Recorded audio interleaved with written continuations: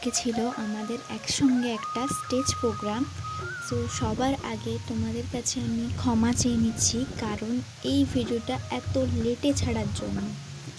আর যদি এই ডান্সটা তোমাদের ভালো লেগে থাকে তাহলে প্লিজ একটা লাইক এবং কমেন্ট করে দিয়ে যাবে, যাতে আমি বুঝতে পারি তোমাদের কাছে এই ভিডিওটা ভালো লেগেছে। আর যারা নতুন আছো তারা প্লিজ আমাকে সাবস্ক্রাইব করে আমার পাশে থাকবে।